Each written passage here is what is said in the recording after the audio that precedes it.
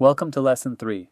We've selected our evidence-based foundation and mapped our theoretical mechanisms. Now we need to make our ideas tangible. This is where rapid prototyping comes in. A prototype is a rough, early version of something you're designing. It's not meant to be perfect. It's meant to be fast, cheap, and testable. Prototyping is how we learn whether our ideas work before investing heavily in full development. Today we'll learn to create low-fidelity prototypes that let us test concepts quickly with real users.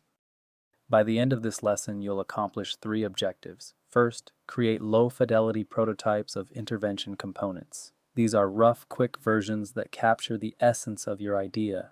Second, use prototypes to communicate design concepts. Prototypes help others understand what you're envisioning in ways that descriptions alone cannot. And third, iterate rapidly based on early feedback. The point of prototyping is learning. Each prototype teaches you something that improves the next version. A prototype is a rough, early version of something you're designing. The word sometimes intimidates people. They think of sophisticated models or working software. In human-centered design, prototypes can be much simpler. A sketch on paper, a mock-up made of cardboard, a script that someone reads aloud, a storyboard drawn with stick figures. The key characteristics. Prototypes are intended to be tested and improved, not to be final products. They're quick and cheap to make, and the goal is learning, not polish. A beautiful prototype that you're afraid to change because of how much work it took defeats the purpose. Make something rough, test it, learn from it, make it better. Why should you prototype? Test ideas before investing heavily. It's much cheaper to discover a flaw in a paper mock-up than in a finished brochure run of 10,000 copies. Reveal problems early when they're cheap to fix. Early prototypes surface issues you didn't anticipate. Better to find them now than after launch. Make abstract ideas concrete and discussable. When you describe an idea, people imagine different things. When you show a prototype, everyone sees the same thing. Discussion becomes more productive, and engage users in the design process. Prototypes give users something to react to. Their feedback is more useful when they can interact with something tangible rather than just hearing a description. Prototypes exist at different fidelity levels. Low fidelity means rough and quick. Paper sketches, hand-drawn storyboards, index cards representing screens. These take minutes to make and can be changed instantly. Medium fidelity adds more detail. Digital mock-ups with proper layout, scripts that have been revised, materials that approximate final look but aren't finished. High fidelity is nearly finished and realistic. It looks like the final product but might not have full functionality. The key principle. Start low, increase fidelity as design solidifies. Early on, you're testing basic concepts. Detailed finish doesn't matter. As you learn what works, gradually increase fidelity. Don't invest in polish until the fundamentals are right. Different prototype types work for different components.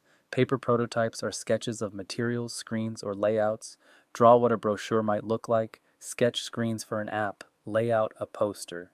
These are the fastest to create and modify. Storyboards show a sequence of scenes depicting the user experience. Like a comic strip, they illustrate what happens over time. Great for visualizing a service journey or program flow. Role plays involve acting out service encounters or counseling sessions. Write a basic script and try it out. Have colleagues play the roles. You'll immediately see what feels natural and what doesn't. Wizard of Oz prototypes simulate technology with humans behind the scenes. Users think they're interacting with a system, but actually a person is generating the responses. This lets you test concepts before building actual technology.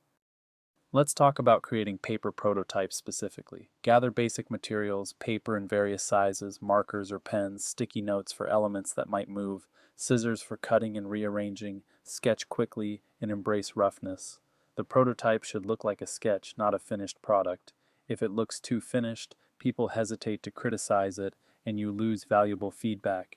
Include key content, not placeholder text. If you're prototyping a brochure, write actual headlines and key messages.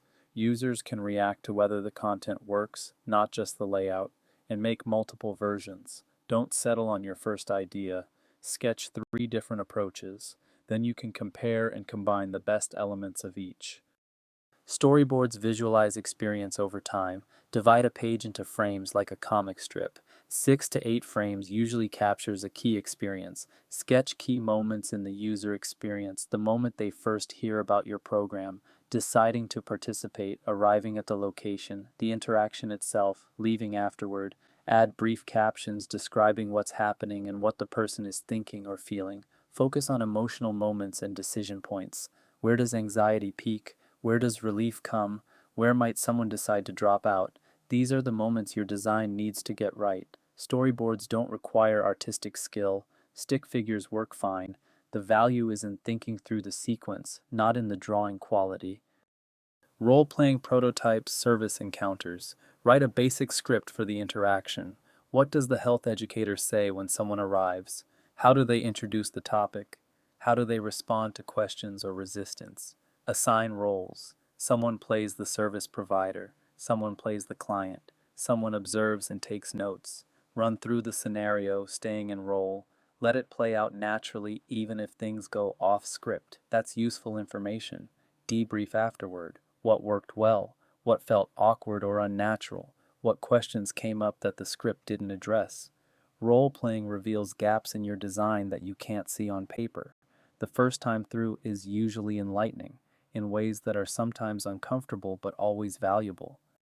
The whole point of prototyping is iteration. Every prototype teaches you something you didn't know before. Maybe users misunderstand your headline. Maybe the flow doesn't make sense. Maybe a crucial step is missing. Use what you learned to improve the next version. Make changes, add what's missing, remove what's confusing, then test again.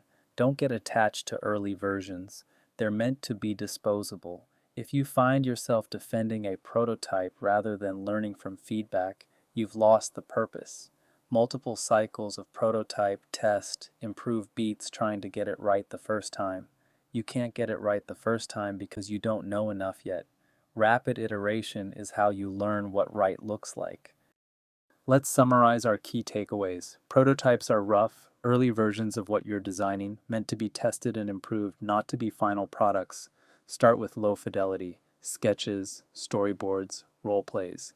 These are fast to create and easy to change. Save polish for later when the fundamentals are right. The goal of prototyping is learning, not demonstrating how good your idea is. Embrace feedback that challenges your assumptions. Make multiple versions to compare alternatives. Don't assume your first idea is your best idea, and iterate based on what each prototype teaches you. Each cycle of prototype, test, improve brings you closer to something that actually works. In our next lesson, we'll focus on user testing, how to get useful feedback on your prototypes. Thank you.